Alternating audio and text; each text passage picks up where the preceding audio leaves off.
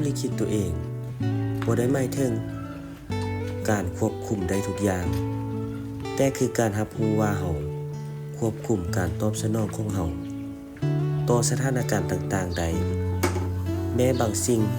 อาจอยู่นอกการควบคุมแต่เฮากำหนดความหมายและทางเดินต่อจากนั้นได้เฮาควรควบคุมสิ่งที่ควรควบคุมได้และอย่าวิตกกับสิ่งที่ควบคุมมันบ่ได้ชีวิตคือการผสมผสานระหว่างสิ่งที่กำหนดมาและสิ่งที่เฮาสร้างขึ้นการที่เฮาโฟกัสในส่วนที่เฮาสร้างขึ้นมานั้นให้ทั้งพลังและความหมายในการดำเนินชีวิตเจ้าคิดว่าองค์ประกอบใดของการเป็นผู้ลิขิตชีวิตตัวเองที่ท้าทายหรือน่าสนใจที่สุดสำหรับเจ้า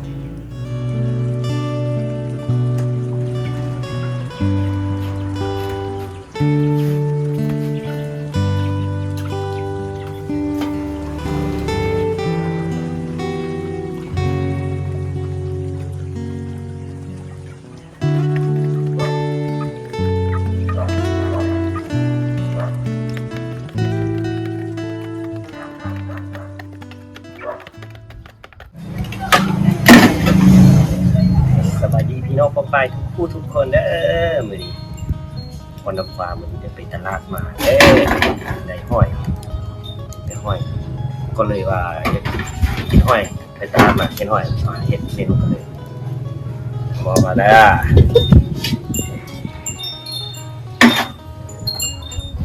เขาจะคั่ว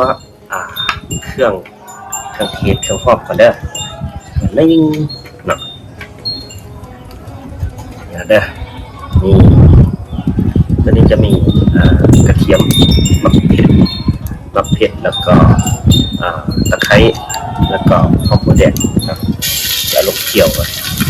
เคี่ยวหอม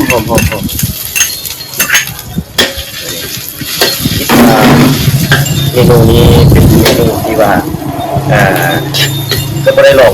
ชิมเด็กเห็นแต่อยู่ในบอกหรือว่าอยู่ในโซเชียลต่างๆที่ว่าเขาเจ้าเด็กนะเป็นขอการพี่น้องฟังทางฟังไทยคนแหละเป็นคลิปนะจะเห็นประกาศคลิปประหยัดก็เลย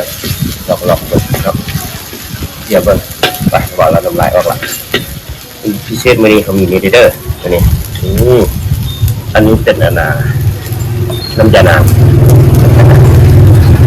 เป็นน้ำเหมือนกันเขาดูไม่ได้เนาะคือว่าเมนูนี้ที่มีกระต่ายตัวได้แช่ของพาร์ทพร้อมแล้วเนาะเดี๋ยวอันนี้ลงก่อนวางกันเลยว้าวพร้อมหมด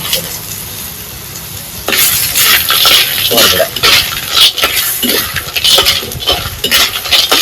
วันนี้เขาได้ห้อยมาประมาณ1 โลเนาะ1 กิโลประมาณแบบแดงเข้าไปอันได้1 แฉกดังนั้นมันโผล่พัดไปน้อยนึงแล้วเขาจะเอานี่เลยน้ำยานางเนี่ยอันน่ะบ่ได้งี้เองนะเพราะว่าเขาได้ใส่เครื่องปั่นเนาะเป็นเครื่องปั่นพอฟ้าจะเริ่มปรุงรสชาติเลยแล้วบ่ได้ใส่หยังหลายเนาะเกลือ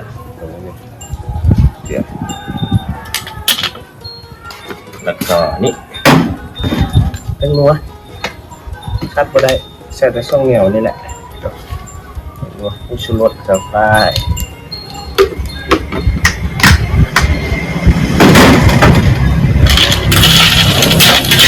กดกันเข้ากันได้นึงแล้วก็นี่ครับบ่ได้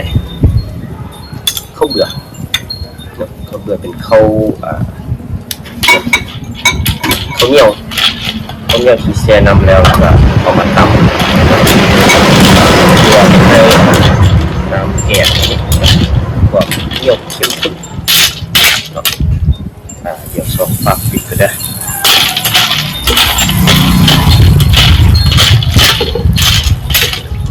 จังหวะนี้ก็รอให้กับตัวห้อยสุกก่อนเนาะ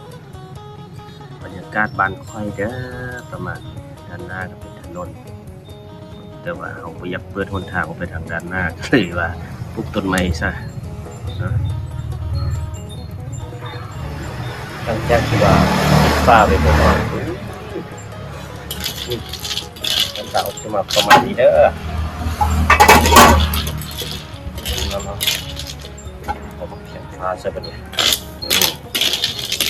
เลยมันมีสิ่งที่เนี่ย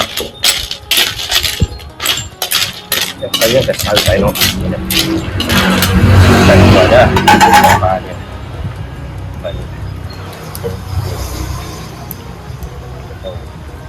เนา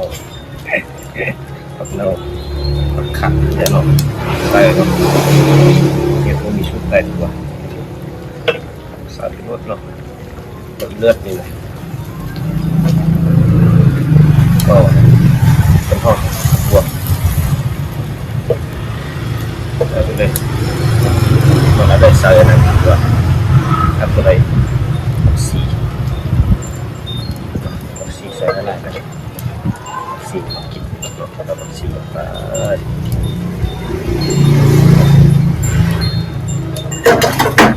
ง่ายๆเลยมีพวกนี้อยากแชร์บ้านมีร้านตัวนั้นงานเก็บเครื่องเก็บเล็กลายที่เราไปวันนี้เอง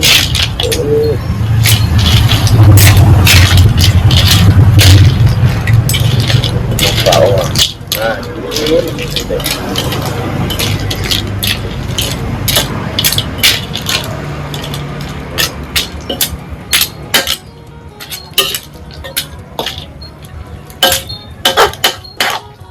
เดี๋ยวก็ชิมกันเลย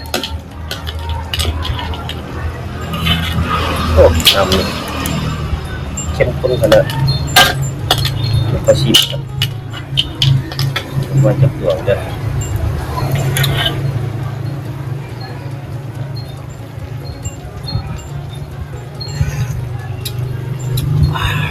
เสียบไรท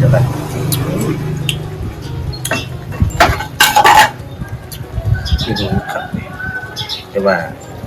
ไม่จะบริสุทธิ์มาเรียก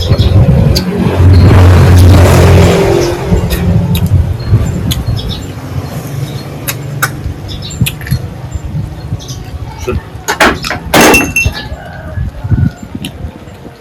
ไปกินข้าวกัน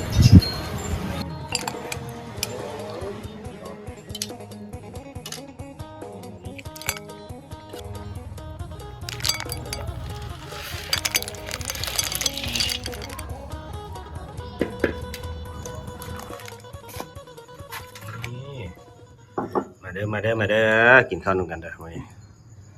นี่น้ำไส้น้องน้ำไส้ลูกขนละนี่ลูกขนกบมายืดหวดใจ